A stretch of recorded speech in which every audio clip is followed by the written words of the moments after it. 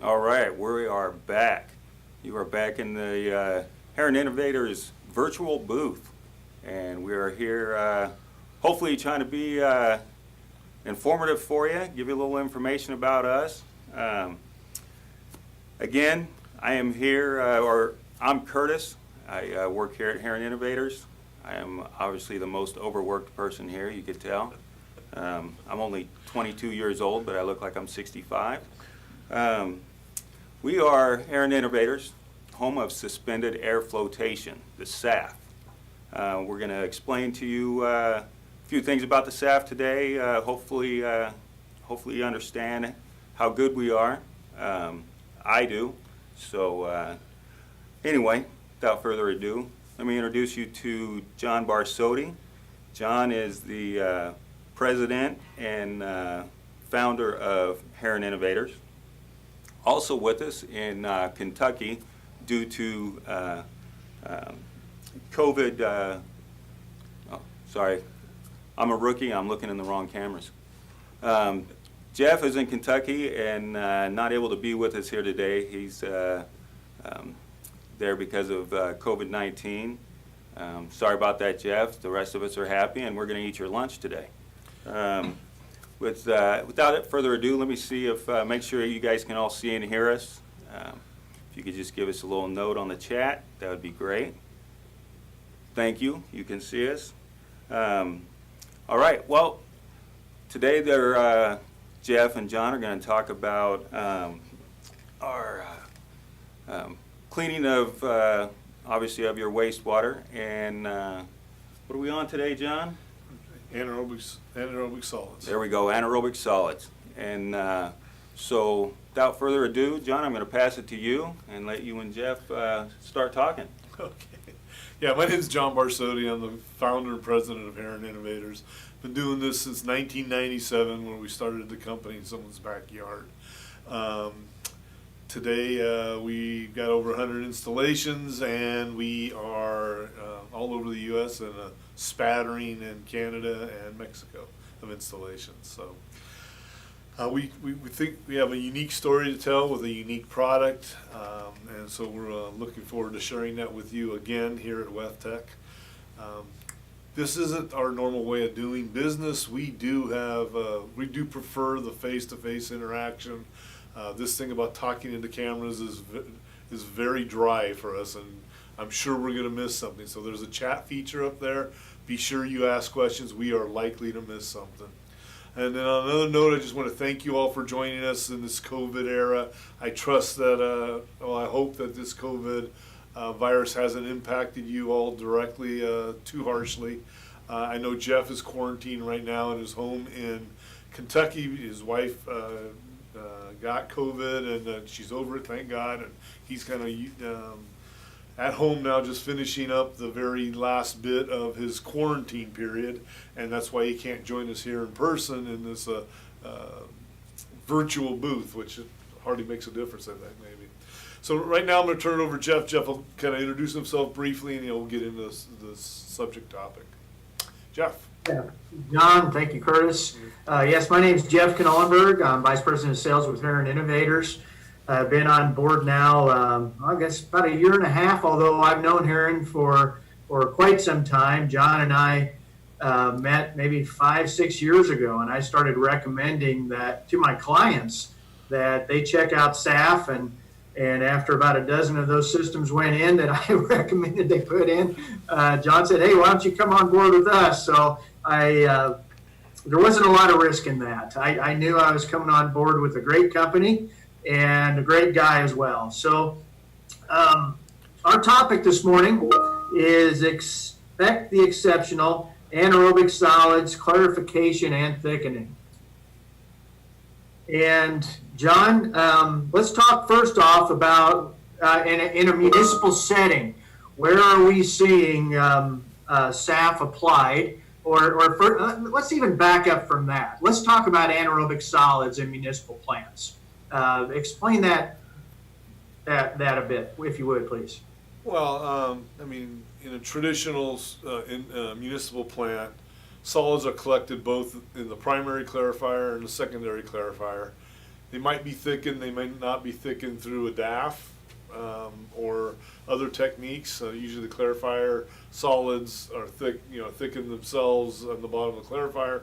Those are to varying degrees thick enough to go directly to a digester. They'll go to an anaerobic digester where they will be broken down in an anaerobic process with the intent to reduce the organic the volume of the organics, break down the organics.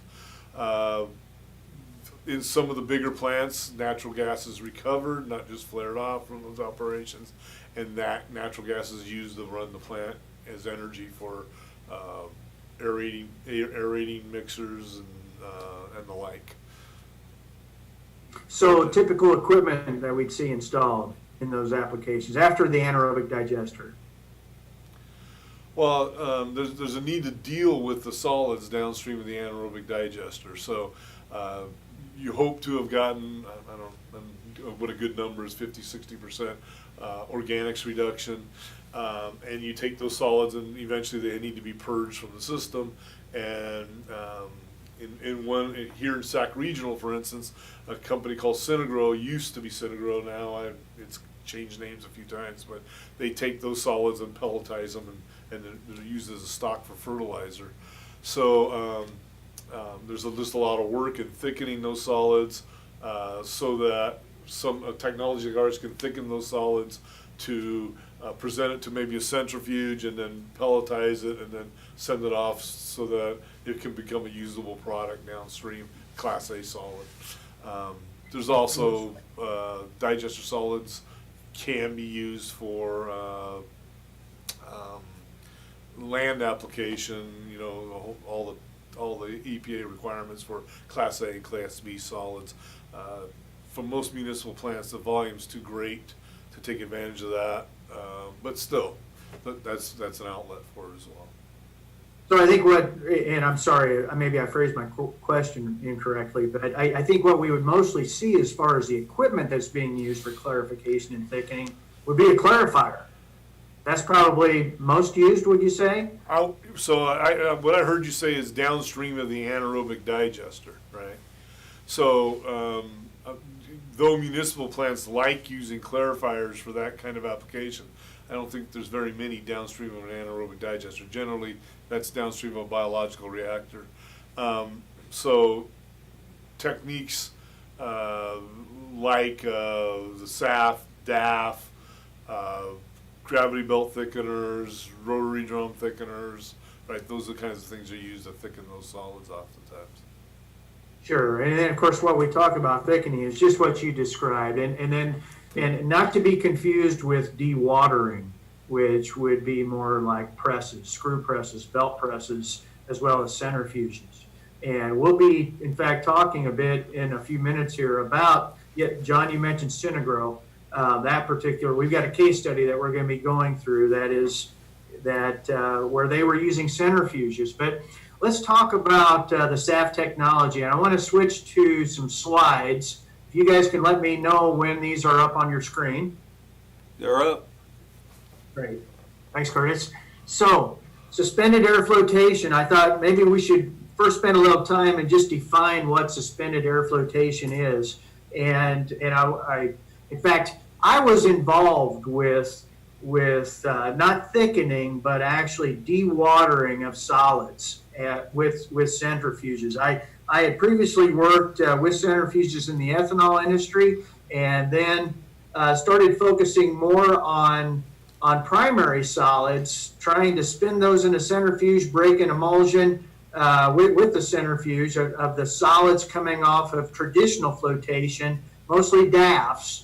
And so there were some challenges with that, and we were always trying to improve that process. And there was a gentleman at a trade show probably 6-7 years ago that mentioned to me that I should look into SAF. And I gave John a call, and we started talking, and I started introducing him to a number of my clients. And so what you see here, in fact, is a jar test that was done at one of those clients. John and I had grabbed samples from various locations throughout several plants that morning, and this came out of a wet well. Pump was down. This water had sat for a couple days and was pretty nasty. It actually smelled. It had gone septic, but a little bit of coagulant, a little bit of polymer was added to create a pin flock. I'm not sure if that's coming through on your screens, but you can see a pin flock here. And I'm going to start this video. This tube is coming from a SAF generator lab scale unit. And what's going to happen is a charged microbubble froth is going to be injected into that jar.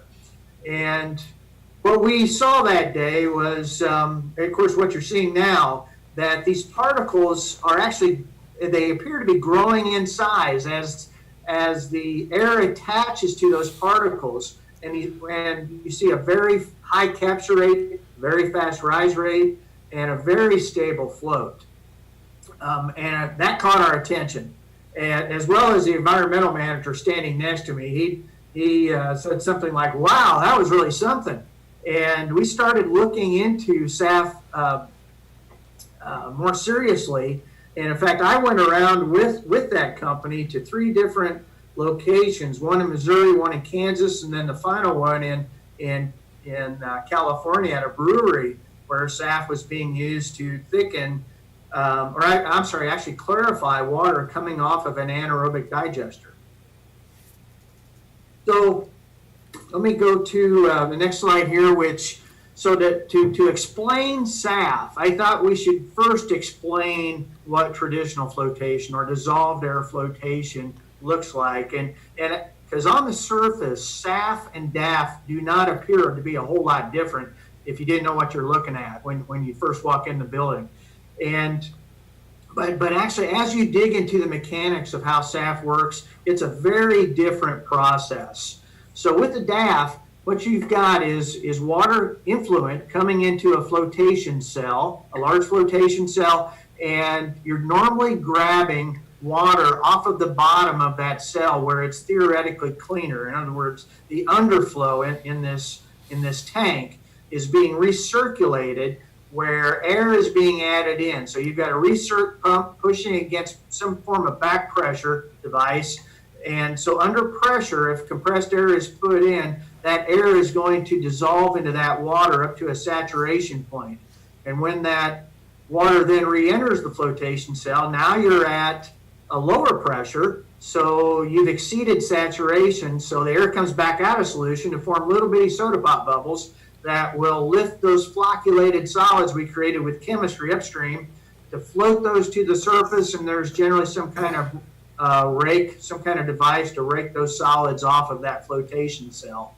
And so that's basic DAF.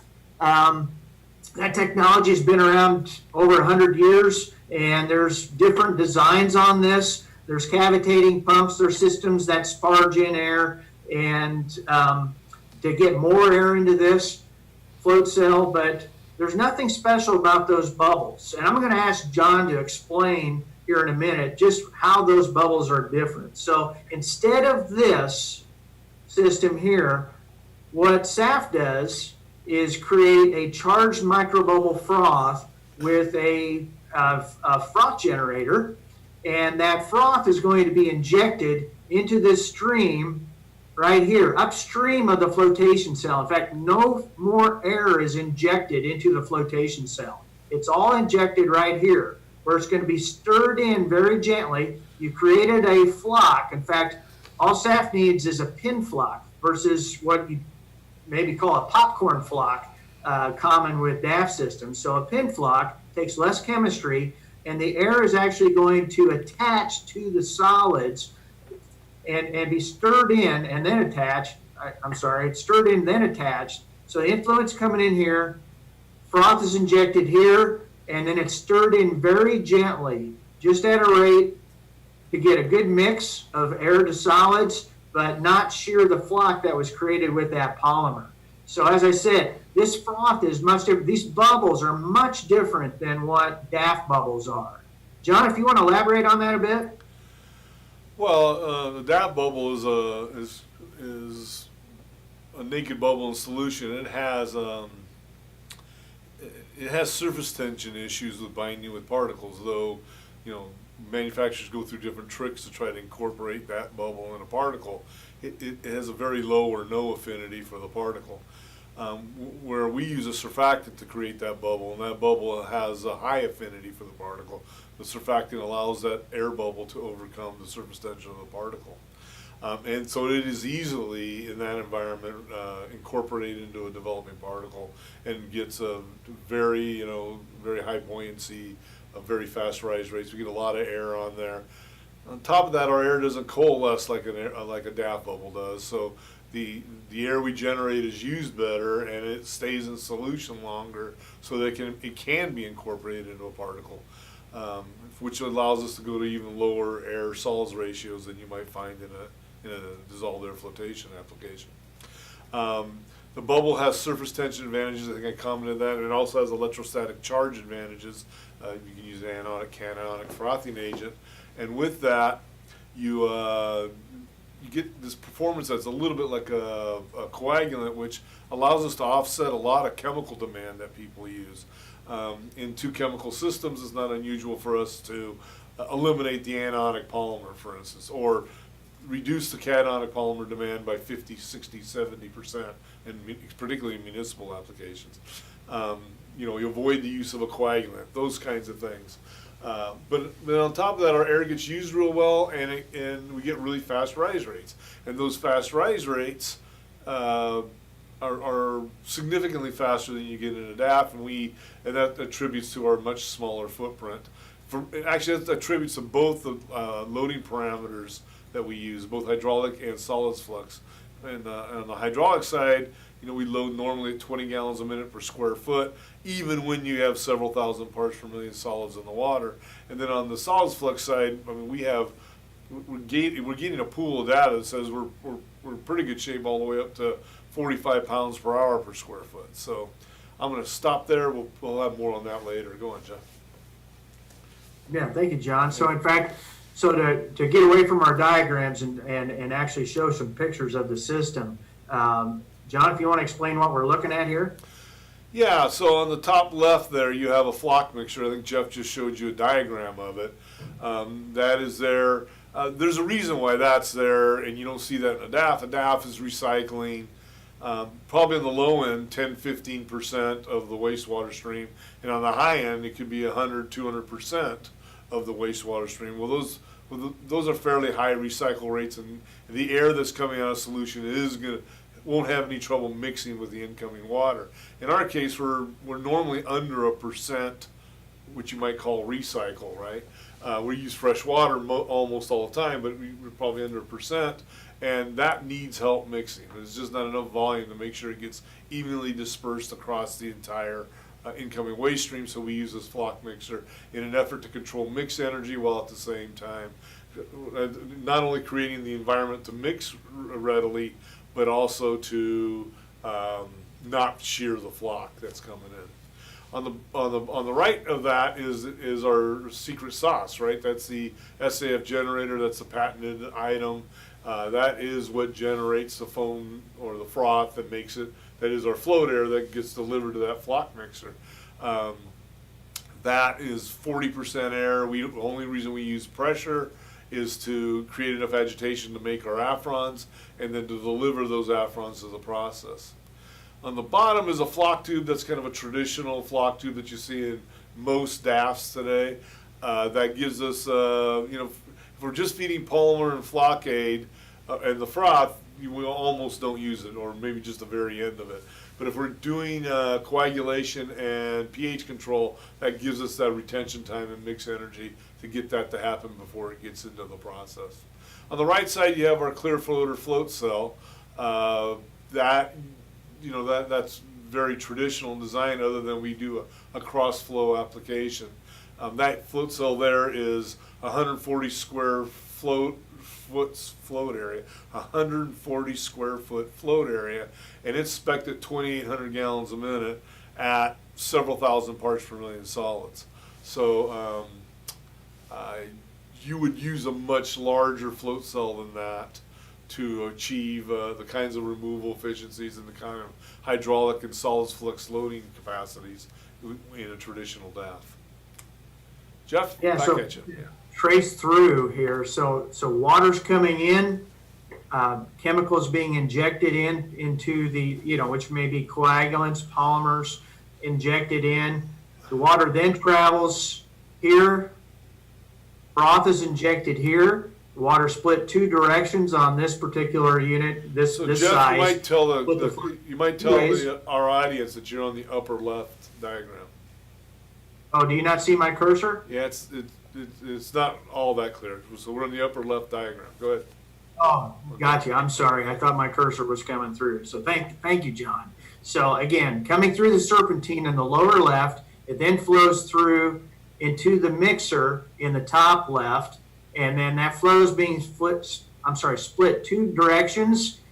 Froth's injected just before that fork in the road, and then it's going directly into the flotation cell, which is right here.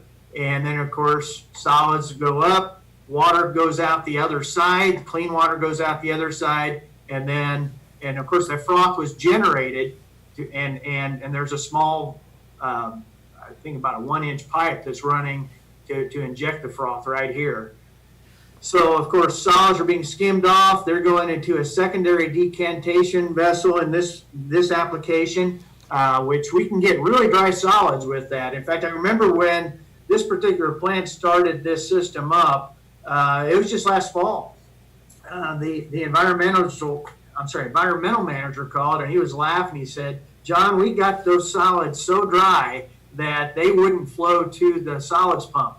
And he said, "We're going to have to back off on that a bit." So anyway, that's basic SAF system. And so, John, you mentioned Synagro, and we've got a case study on our website. Let's talk about that a bit. I know this went on. This was probably, a decade ago or so? So it's a while ago, yeah. We 3 consecutive years we did these trials, and basically Synagro receives anaerobic solids from the Sacramento Municipal plant in South Sacramento. They dewater those and they use them as a fertilizer product. I don't know if the company's still called Synagro, but the process is the same. They have 2 350 horsepower centrifuges. Each of those centrifuges thicken the solids. They receive polymer at, I think it was like 44 pounds per dry ton, which sounds, in most of my history around the country, that seems like a very high polymer loading rate, but nonetheless, that's what they were using. And so they're taking 1.3 to 1.6 mostly percent solids and dewatering them to feed into a pelletizer to make Class A solids for the use in fertilizer products. So that operation is still there, just not under Synagro. The reason they were doing that is they thought that Sac Regional could provide them with 1.6 or greater solids, and they wouldn't have to run 2 centrifuges continuously. And that was our purpose. It was to pre-thicken the solids to the centrifuges. The idea was that if we could thicken those solids, we could shut one of the 350 horsepower centrifuges off, and we could go and save a lot of energy, a lot of maintenance. The idea was one of those centrifuges was always supposed to be on standby for maintenance on the other one. So over 3 consecutive years, multiple times we were trialed out there.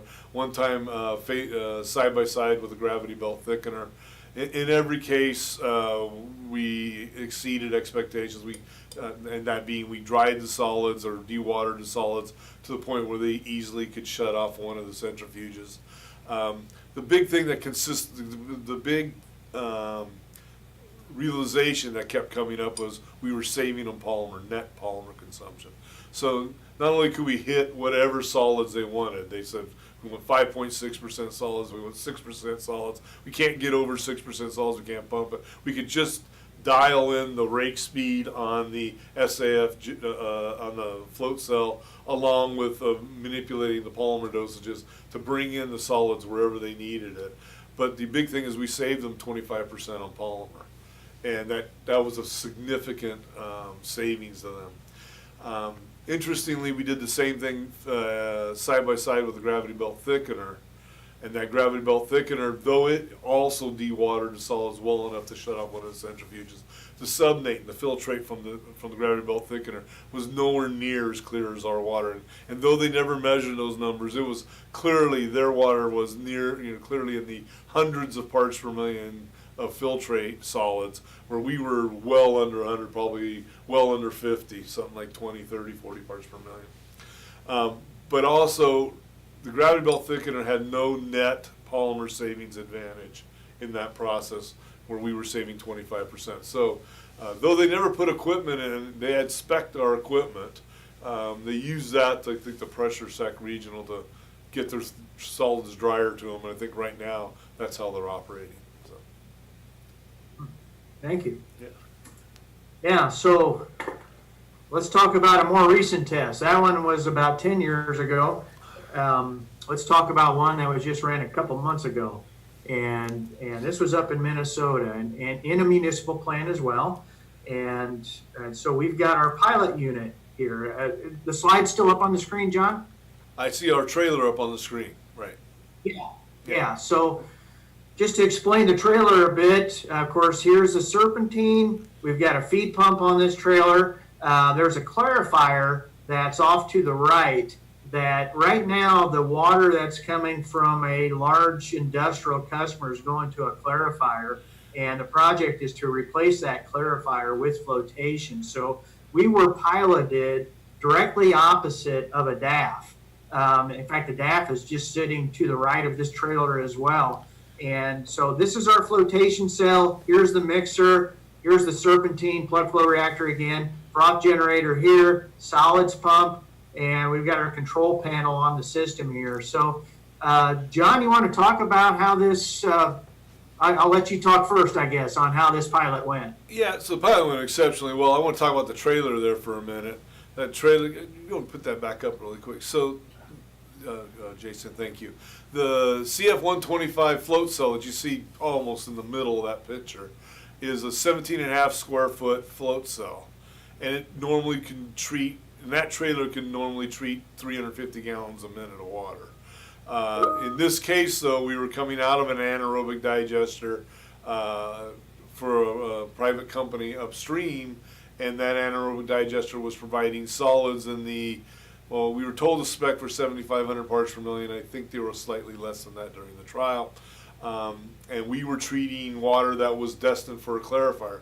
I mean, early on, you heard me talking with Jeff about thickening after anaerobic digesters, and in my experience, I haven't seen very many clarifiers used in that application, but that was the application here. The industrial customer would discharge its solids to a clarifier, and that clarifier was working well, but they were getting ready to expand, and they couldn't afford the space it would take to put in a lot of, another 2, 3, 4 clarifiers. So they were using these flotation technologies as options. So we trialed against a competitor of ours. We were pulling from the inlet of that clarifier, right? So we had the untreated digester water, fed the both of us. We were, I think the most significant finding is in this thing, our equipment, how thick we were able to get the solids with how little and how little polymer we needed to do that compared to our competitors. Jeff, I'm going to turn this over to you at this point and let you go through your slides. Yeah. You bet. And I've just got a couple more, but this, of course, shows the top of that CF125 flotation cell. This video coming through okay? Oh, from here it's beautiful. Yeah. Okay. So you can see how thick these solids have gotten. In fact, our competitor, a great guy, he came over one day when I was there. We were in about the second week of the trial, and he says, "Is it okay if I climb up and take a look?" I said, "Sure, climb on up there." And he took a look at these solids, and he said, "Holy cow, that looks like concrete." So I think we were probably hitting one about somewhere in the 5 to 6% range. I think that's about right, yeah. So these kind of solids are somewhat limited to how thick you can get them in that the cell walls themselves, if you don't create an environment where you can lyse the cell walls, a lot of you out there listening have experienced this. The cell walls themselves retain water, and there's kind of a hard stop in this kind of application of how dry you can get the solids. But we can actually get these solids so we meet the paint filter test. So they don't quite, you can see it just running a little bit still there. You can actually let those sit up there and de-water longer and run the rake speed smaller. The other thing we have in our newer installations that you don't see here is we have a much longer beach, which actually allows more water to drain. Jeff?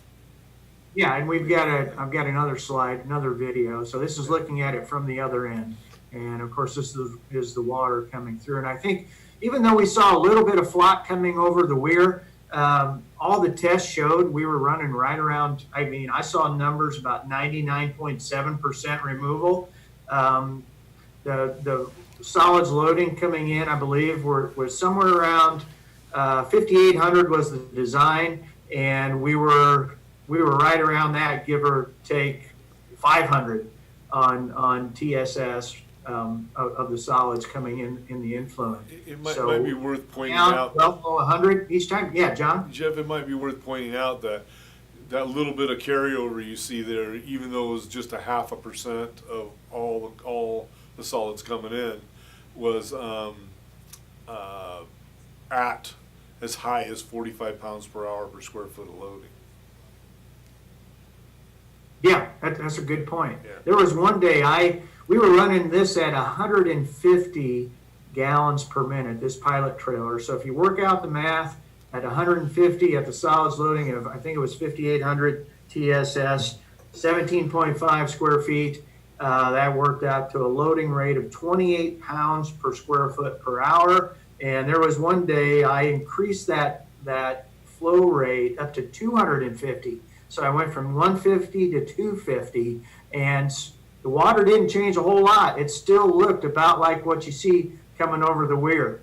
And so still getting great removal. Of course, we wouldn't normally size a system. In fact, that 28 was actually twice the flow rate or the loading rate of what the commercial full-scale system will be that's going in. So we wanted to demonstrate that with two systems going in, one for operational, the other one redundant, all of the flow, normal operation, they plan to split the flow between the two, but they'll have the capability to run all the flow through one unit and hit 28 pounds per square foot.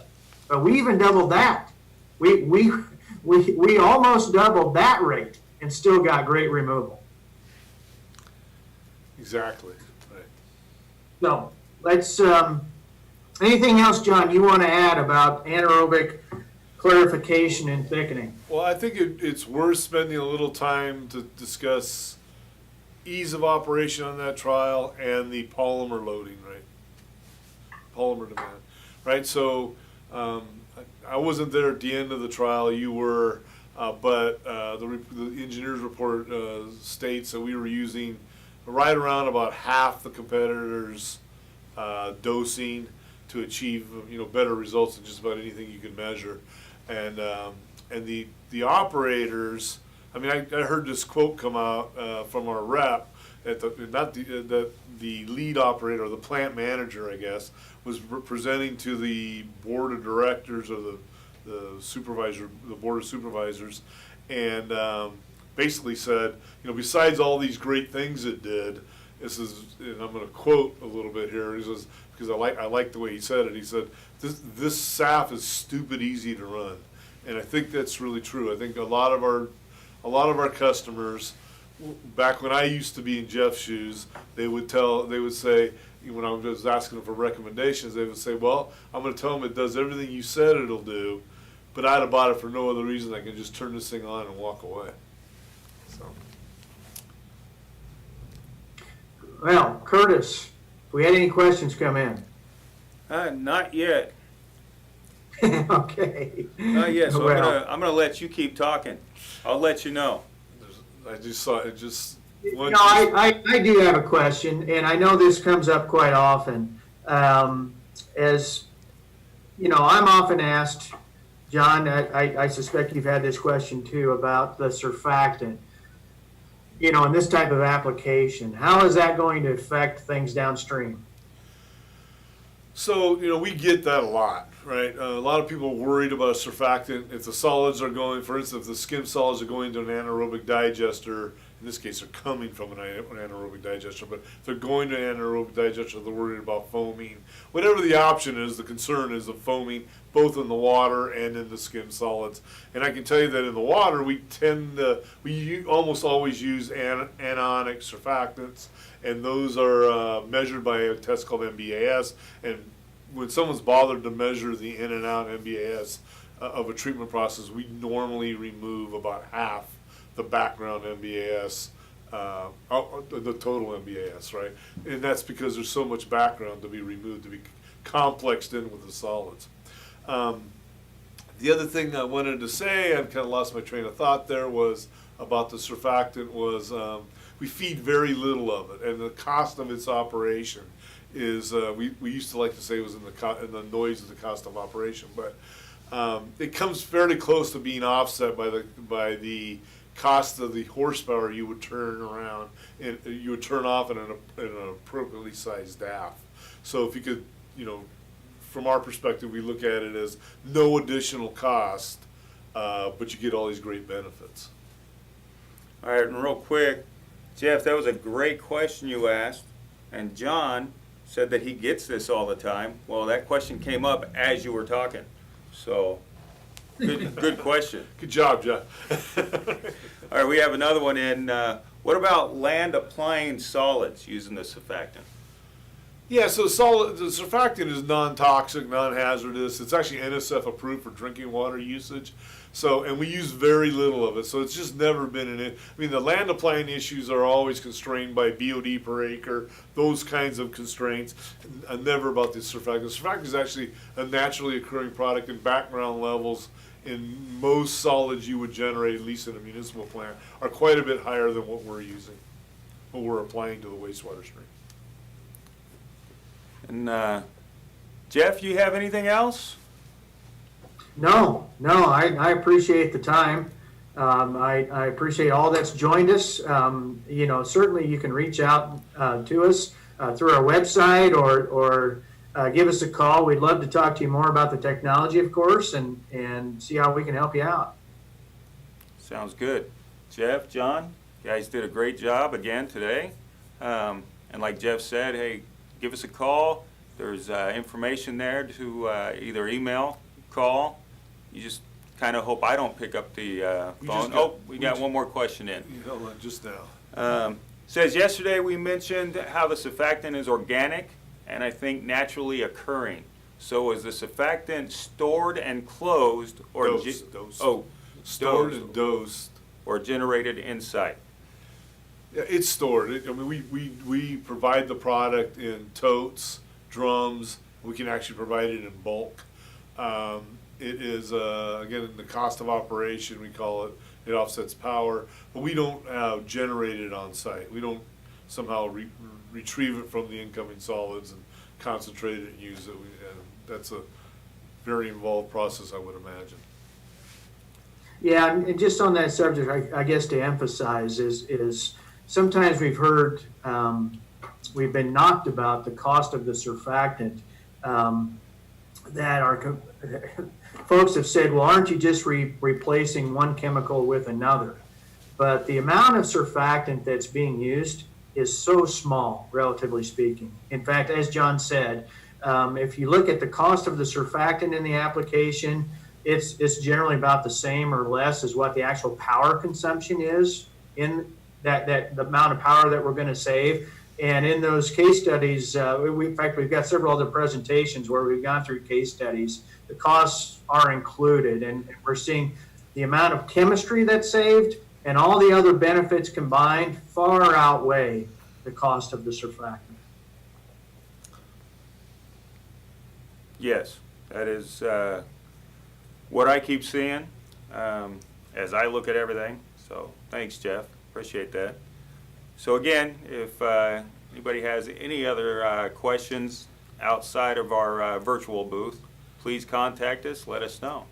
But until then, we will be back tomorrow and Luckily for you, you will not have to see me tomorrow, but both Jeff and John will be here. And with that said, thank you for joining us, and have a great day. Thank you.